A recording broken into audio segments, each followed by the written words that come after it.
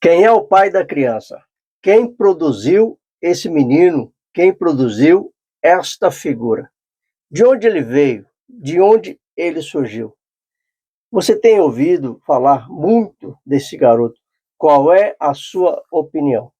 Estou gravando esse vídeo para os nossos amigos e professores da Escola Bíblica Dominical para saber se é que estamos errando e aonde estamos errando.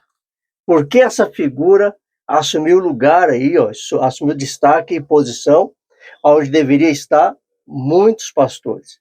Esse menino roubou a cena da palavra de Deus, roubou a cena do evangelho, virou memes, virou chacota e muitas coisas por aí afora têm acontecido por causa da relevância dos vídeos e do problema que esse garoto provocou.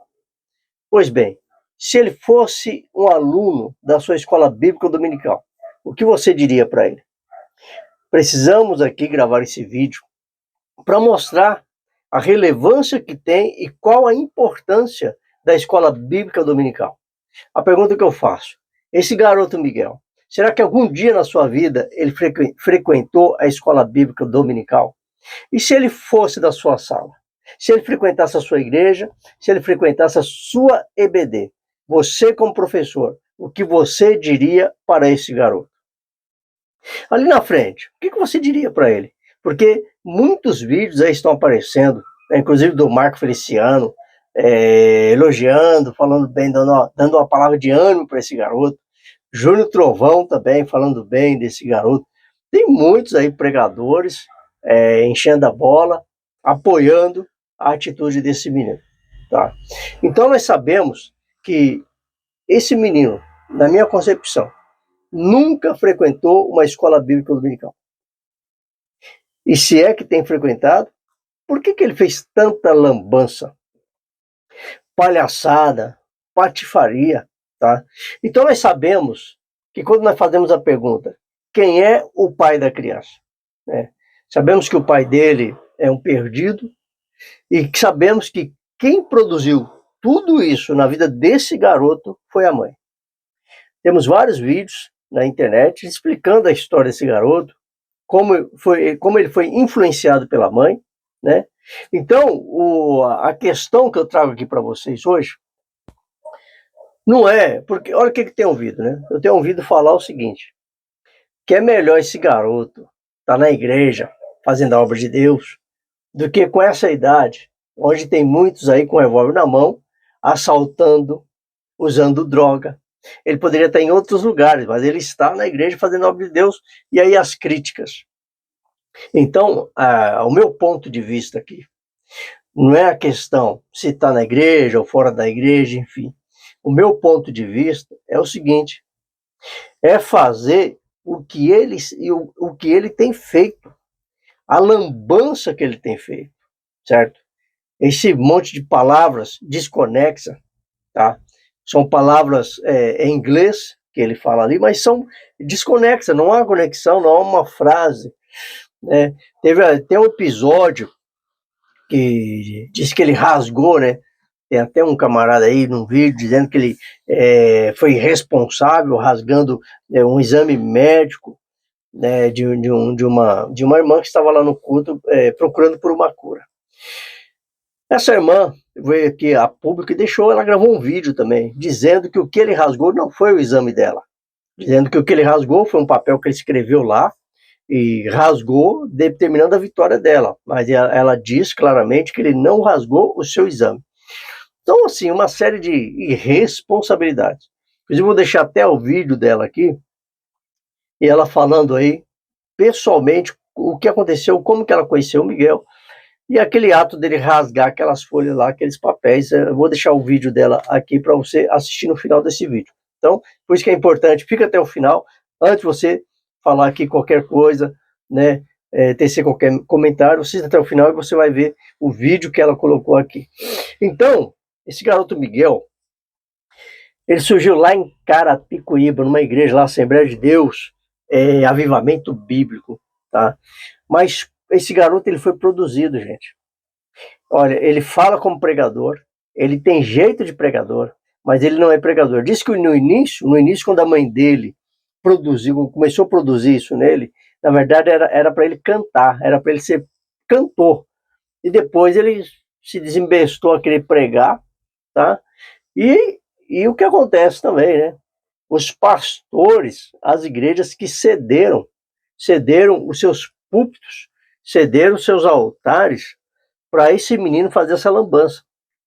E ele cobrava por isso, né? Ele não é de graça, não. Tinha um valor ali a ser pago para atrair o que era mídia, para atrair público. Mas você vê que gente, é tão ridículo, para não falar aqui outra coisa, né? Porque chegaram até a comparar ele com a Vitória Souza, gente. Essa figura da foto aqui, ó. E ela ficou brava, ela veio também a público, gravou um vídeo nervosa, dizendo que ela não tem nada a ver com ele, né? Então colocaram o apelido nele de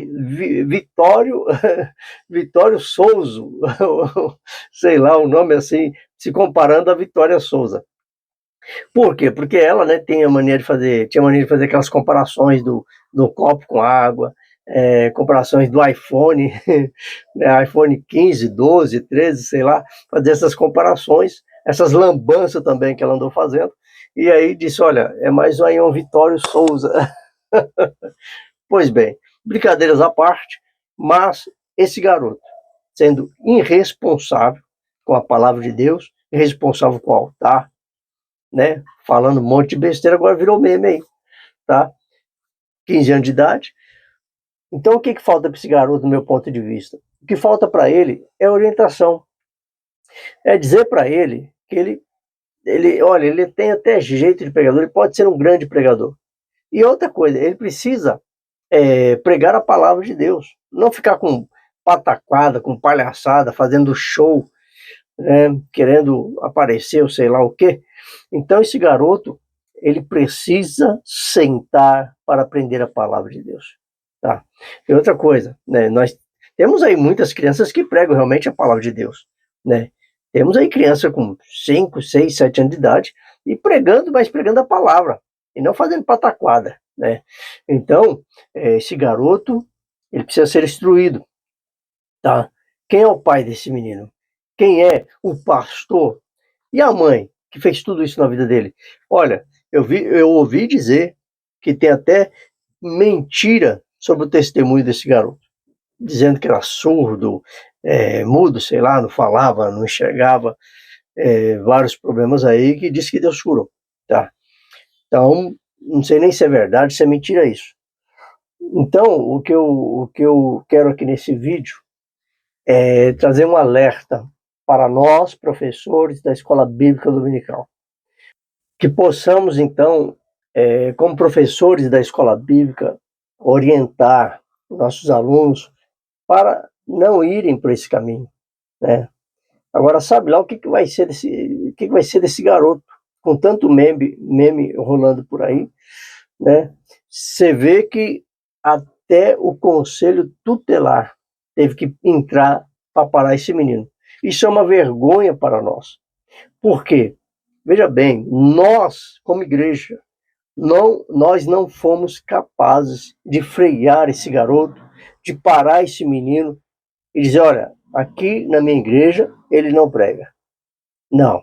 Foi possível, né, foi preciso que o conselho tutelar entrasse na briga para parar esse garoto e mandar ele para a escola.